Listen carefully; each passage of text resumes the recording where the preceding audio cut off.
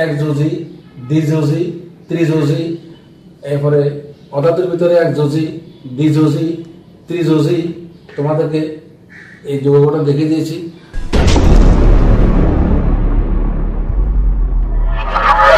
আসসালামু আলাইকুম। দেশ এবং বিদেশে আজকে যারা আমার এই অনলাইন ক্লাসে দেখছেন সবাইকে চট্টগ্রাম অনলাইন স্কুলের পক্ষ থেকে আন্তরিক শুভেচ্ছা এবং অভিনন্দন। আজকে আমি আমার প্রিয় শিক্ষার্থীদের জন্য অষ্টম শ্রেণীর অষ্টম অধ্যায়ের আমার আজকে পার্ট 3 আর একই পার্টটি আবার নবম দশম শ্রেণী যারা বিজ্ঞান বিভাগে আছো তোমাদের পঞ্চম অধ্যায়ের রাসায়নিক বন্ধন যে অধ্যায়টি আছে সেখানে পৃষ্ঠা 86-তে উল্লেখ আছে এই অধ্যায় সম্পর্কে এবং এই পাঠ সম্পর্কে। পাঠটি হচ্ছে আমি তোমাদেরকে প্রথম পাঠ করেছিলাম কীভাবে মৌলগুলোর যোজনী নির্ণয় করা হয় সেটি শিখিয়েছি। প্রথমে আমি তোমাদেরকে যোজনী এটি শিখিয়েছিলাম। দ্বিতীয় পাঠে আমার ছিল যৌগমূলকের যোজনী কীভাবে বের করে, যৌগমূলকের যোজনী। আজকে আমি তোমাদেরকে যেটি আলোচনা নিয়ে আসছি যৌগ গঠনে যোজনী, কীভাবে যোজনীর সাহায্যে যৌগ গঠন করা হয় সেটি আজকে তোমার সাথে আলোচনা করব। তো এবার চলো আমরা আসলে আমাদের মূল আলোচনা চলে যাচ্ছি।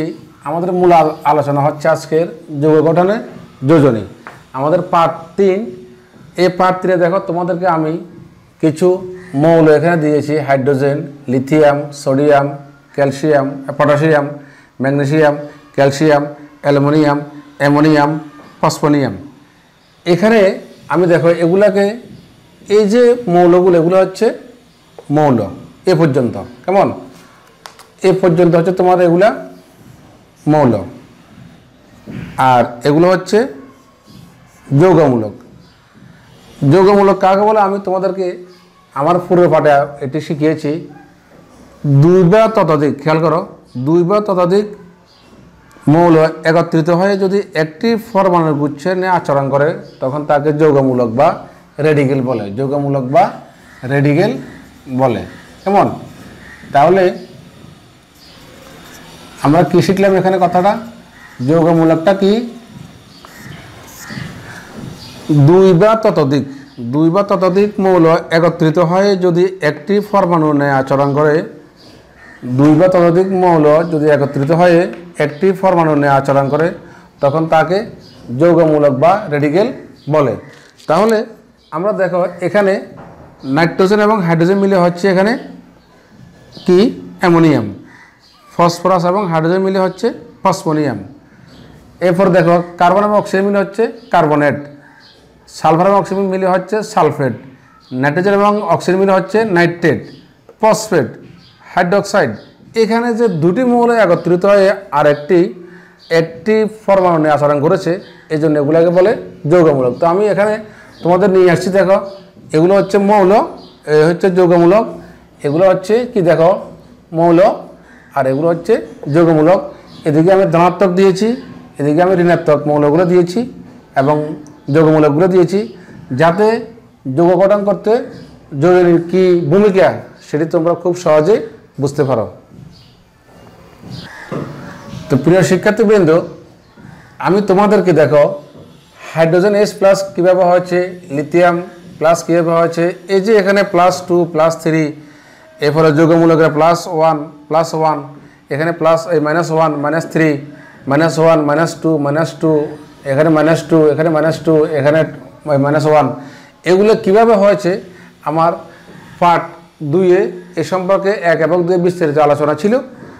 এখন আমরা চলে যাচ্ছি তৃতীয় পাঠে।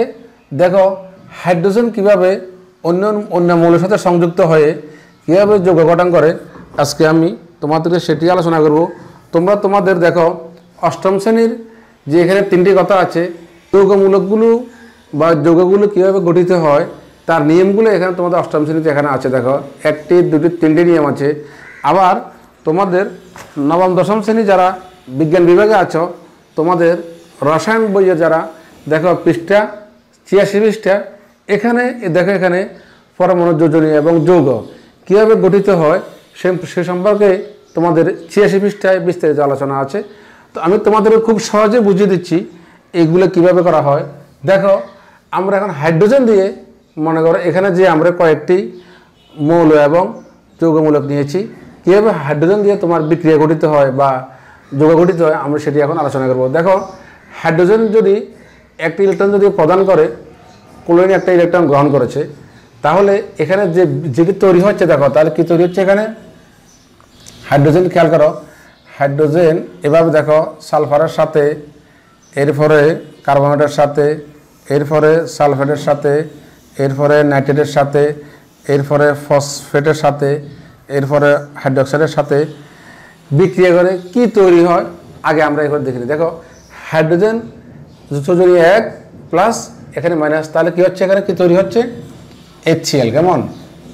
আবার দেখো হাইড্রোজেন যখন তোমার একটি হাইড্রোজেন আর একটি অক্সিজেন, এখানে একটি হাইড্রোজেন যদি এখানে একটি অক্সিজেন তোমার 2টি ইলেকট্রন গ্রহণ করে, তাহলে একটা হাইড্রোজেন এখানে বর্জন করবে একটি ইলেকট্রন, তাহলে তুমি কি করবে এখানে 2টি হাইড্রোজেন দিয়ে এখানে পানি তৈরি হবে। কেমন?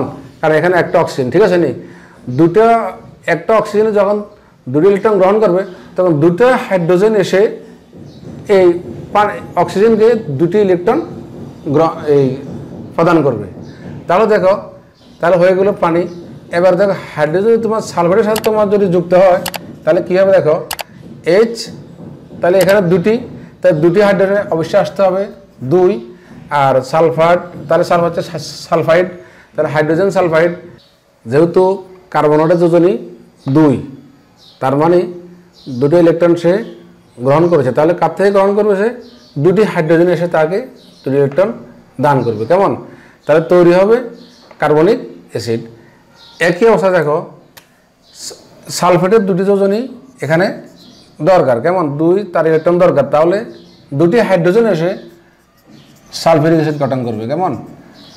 আচ্ছা, অর্থাৎ সালফেটের যোজনী 2 এই 2টা হাইড্রোজেনের সাথে সংযুক্ত হবে। কেমন? এরপরে দেখো নাইট্রেট, তাহলে এখানে আছে 1, তাহলে এখানে হাইড্রোজেন তো একটা ইলেকট্রন দান করবেই, তাহলে কি হচ্ছে HNO3 নাইট্রিক অ্যাসিড। এটা দেখো এখানে 3টা, তাহলে 3টা হলে তাহলে তুমি কীভাবে দিবে, হাইড্রোজেন দিবে একটা, তাহলে 3টা হাইড্রোজেন লাগবে, H3PO4 ফসফরিক অ্যাসিড।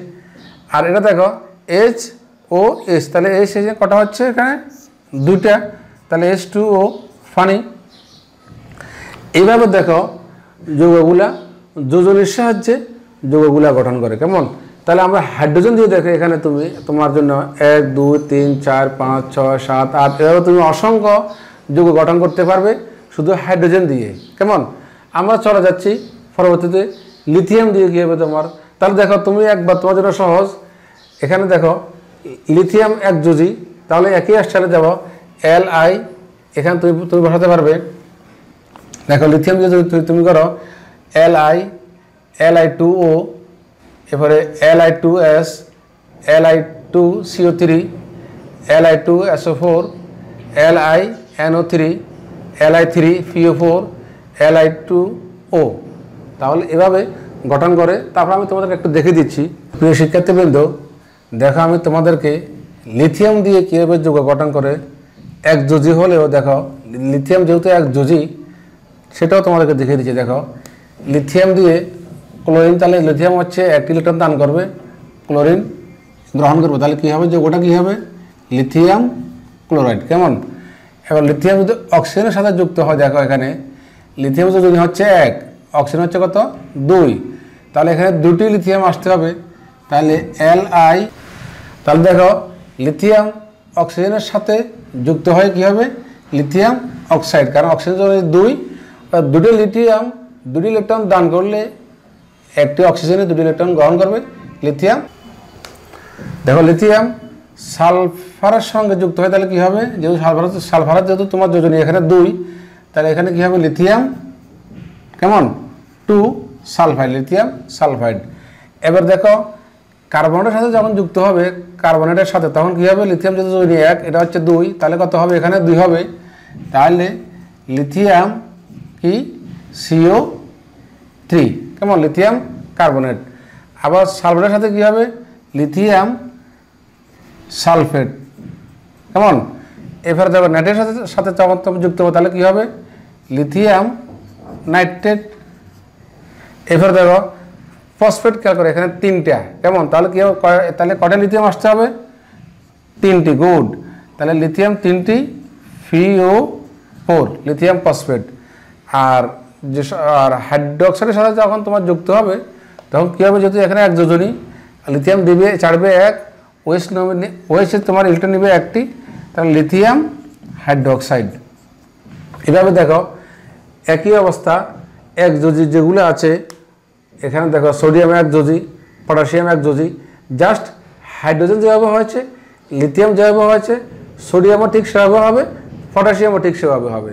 তো আমরা এখন চলে যাব দ্বিযোজি কীভাবে গঠন করে। দেখো আমরা দ্বিযোজি যে মৌলটি এখানে ম্যাগনেসিয়াম আছে, ক্যালসিয়াম আছে, কীভাবে দ্বিযোজি যৌগ গঠন করে এই মৌল এবং যৌগমূলকদের সাথে আমরা সেটি এখন আলোচনা করব। দেখো ম্যাগনেসিয়াম ক্লোরিনের সাথে, ম্যাগনেসিয়াম অক্সিজেনের সাথে, ম্যাগনেসিয়াম সালফারের সাথে, ম্যাগনেসিয়াম কার্বনেটের সাথে, ম্যাগনেসিয়াম সালফেটের সাথে, ম্যাগনেসিয়াম নাইট্রেটের সাথে, ম্যাগনেসিয়াম ফসফেটের সাথে, ম্যাগনেসিয়াম হাইড্রোক্সাইডের সাথে কীভাবে যৌগ গঠন করে আমরা এখন তোমরা খাতার মধ্যে খুব সহজে লিখে নাও, কেমন। তো দেখো ম্যাগনেসিয়াম যেহেতু তোমার যোজনে 2, সে 2টি ইলেকট্রন প্রদান করবে, তাহলে ক্লোরিন নিবে 1টা, তার মানে কি হচ্ছে 2টা ক্লোরিন এখানে এগিয়ে আসবে একটি ম্যাগনেসিয়াম থেকে 2টি ইলেকট্রন নেওয়ার জন্য, কেমন। তাহলে ম্যাগনেসিয়ামে 2টি ইলেকট্রন ছাড়বে আর 1 ক্লোরিন নিবে 1টা, 2 ক্লোরিনে 2টি ইলেকট্রন গ্রহণ করবে, যে যৌগটি গঠন করবে সেটি হচ্ছে ম্যাগনেসিয়াম ক্লোরাইড। জাস্ট এখানে দেখো ম্যাগনেসিয়াম কার সাথে যাবে, অক্সিজেনের সাথে, তাহলে এটাও ছাড়বে 2টা, এও নিবে 2টা, অক্সিজেন নিবে 2টি ইলেকট্রন গ্রহণ করবে, ম্যাগনেসিয়ামও তোমার 2টি ইলেকট্রন কী করবে, প্রদান করবে, তাহলে 2টা দিয়েছে, 2টা নিয়েছে, যৌগ গঠন হয়ে গেছে ম্যাগনেসিয়াম অক্সাইড, কেমন। তো এবার দেখো ম্যাগনেসিয়াম যদি সালফারের সাথে যদি যুক্ত হয়, দেখো ম্যাগনেসিয়াম 2টি ইলেকট্রন প্রদান করবে, সালফার 2টি ইলেকট্রন গ্রহণ করবে, তাহলে যৌগটা কী হবে দেখো তো, ম্যাগনেসিয়াম সালফাইড, 2টা প্রদান করেছে, 2টি গ্রহণ করেছে, যৌগটি হয়ে গেছে ম্যাগনেসিয়াম সালফাইড। দেখো এবার দেখো ম্যাগনেসিয়াম কার্বনের সাথে যদি যুক্ত হয় তার 2টি ইলেকট্রন প্রদান করবে আর কার্বনের 2টি ইলেকট্রন গ্রহণ করবে, তাহলে যৌগটা কী হবে, ম্যাগনেসিয়াম কার্বনেট, কেমন। ম্যাগনেসিয়াম 2টা যদি দ্বিযোজী হয় আর সালফেট দ্বিযোজী, ধাতু অধাতু বা এদিকে খেয়াল করো 2টি বর্জন করবে, 2টি গ্রহণ করবে, তাহলে যৌগটা কী হবে, ম্যাগনেসিয়াম সালফেট। এবার দেখো ম্যাগনেসিয়াম ছাড়বে 2টি, নাইট্রেট নেবে 1টি, তাহলে এখানে যৌগটা কীভাবে গঠিত হবে এখন যা ফলো করো, ম্যাগনেসিয়াম যোজনে 2, নাইট্রেটের সাথে চলে যাবে, কেমন। তাহলে আমরা কীভাবে লিখতে পারি, ম্যাগনেসিয়াম ছাড়বে 2টি, নাইট্রেট নেবে 1টি, কেমন। তাহলে আমরা এখানে ব্র্যাকেট দিয়ে এখানে আমরা 2 লিখতে পারি, ম্যাগনেসিয়াম তোমার ছাড়বে 2টি, নাইট্রেটের 2 নাইট্রেট নেবে 2টি, তাহলে ম্যাগনেসিয়াম নাইট্রেট। এখানে খেয়াল করো এই সমস্যা তোমাদের এখানে বিশেষ করে তোমাদের এখানে সমস্যাটা বেশি হয়, এখানে ছাড়বে 2টি আর এখানে নেবে 3টি, তাহলে তুমি এটা সমানটা কীভাবে করবে ফলো করো, ম্যাগনেসিয়াম ছাড়বে 2টি আর ফসফেট নেবে 3টি, তাহলে তুমি এখানে কীভাবে নেবে, এখন তুমি একটা কাজ করবে, এখানে ম্যাগনেসিয়াম এখানে যদি 2টি ছাড়া তার 3 গুণে কত, 3 গুণে 6, আর ফসফেট যেহেতু এখানে কত 3টি, তাহলে FeO4 এখানে 2 দাও, 2 দিলে দেখো এখানে 3 গুণে 6, আর ম্যাগনেসিয়াম ছাড়বে কত 2টি, তার 3 গুণে 6, অর্থাৎ 3 গুণে 6, আর ফসফেট নিবে 3 গুণে 6, তাহলে হিসাবটা তোমার এখানে সোজা হচ্ছে, কেমন। তাহলে এটা কি হবে, ম্যাগনেসিয়াম ফসফেট। আর ম্যাগনেসিয়াম যদি হাইড্রোক্সাইডের সাথে যদি আসে দেখো, তাহলে ম্যাগনেসিয়াম ছাড়বে 2টি, OH 1টি, তাহলে এখানে কি হবে, OH2 হবে স্বাভাবিকভাবে, ম্যাগনেসিয়াম হাইড্রোক্সাইড।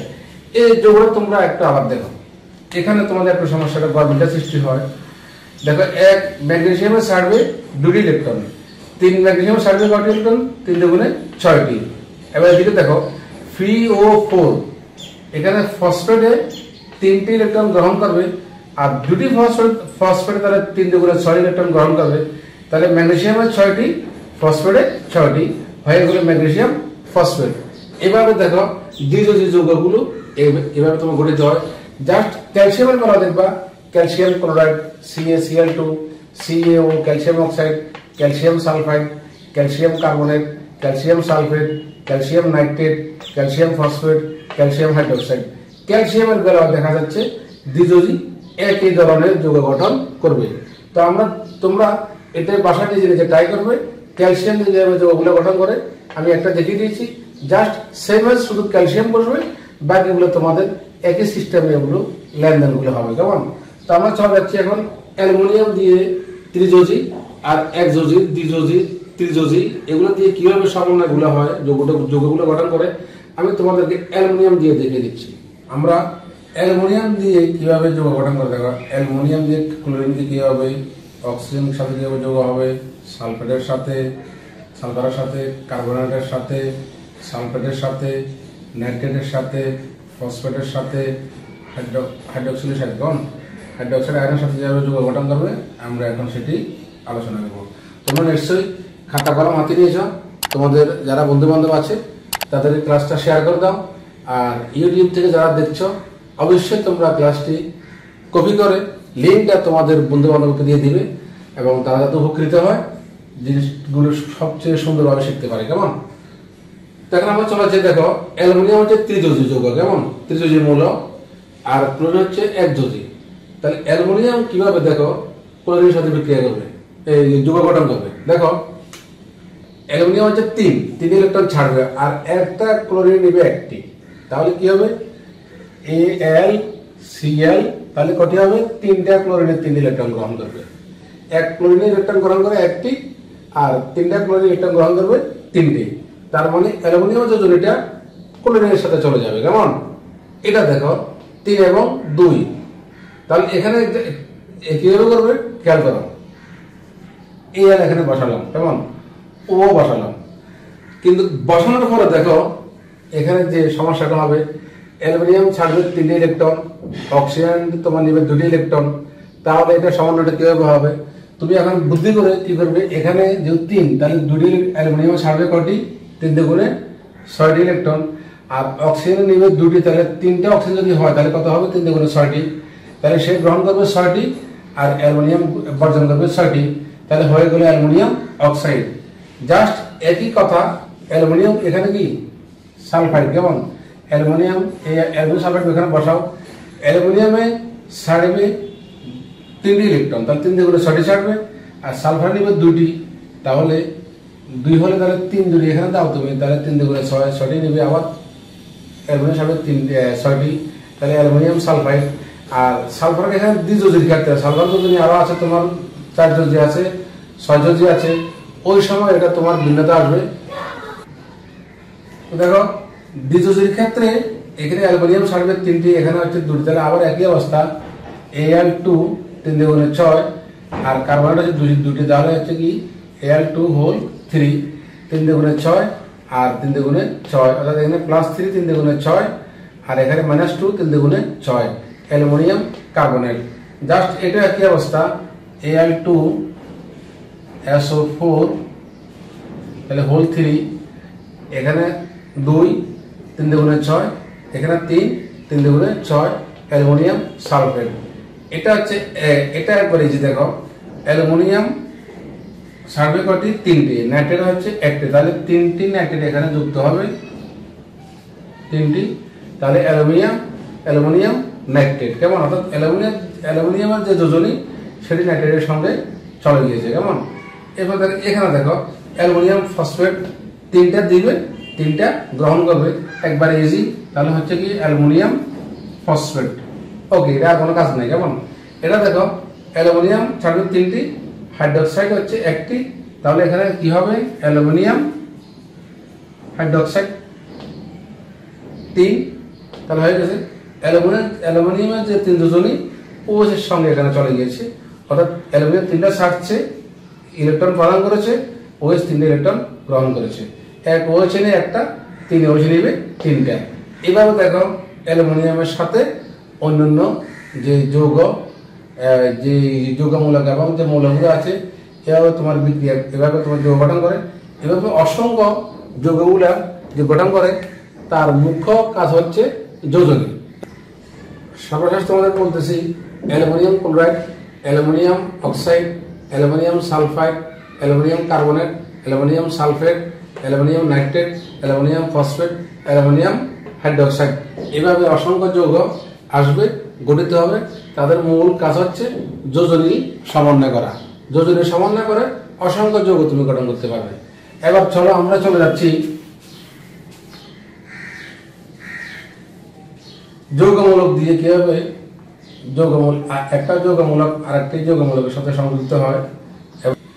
এতক্ষণ তো আমরা মৌল দিয়ে বিভিন্ন মৌল এবং যৌগমূলকের সাথে যোজনীর সাহায্যে আমরা এখানে যৌগ গঠন করেছি।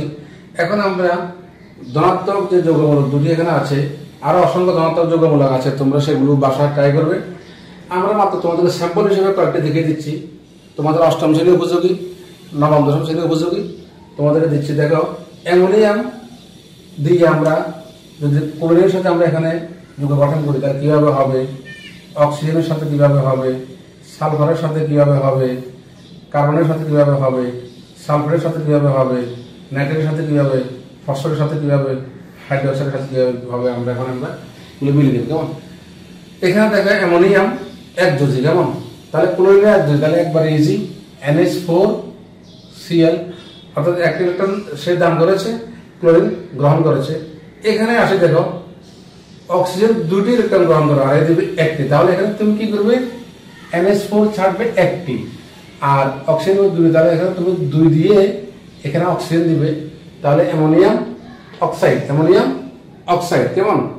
এবার দেখো সালফারের সাথে যেহেতু তোমার এগুলা দ্বিযোজী, সবগুলো একই স্ট্যান্ডার্ড দ্বিযোজী, তোমার কাজ বেশি নাই। তাহলে দেখো অ্যামোনিয়াম সালফাইড, অ্যামোনিয়াম সালফাইড। এবার দেখো অ্যামোনিয়াম কার্বনেট,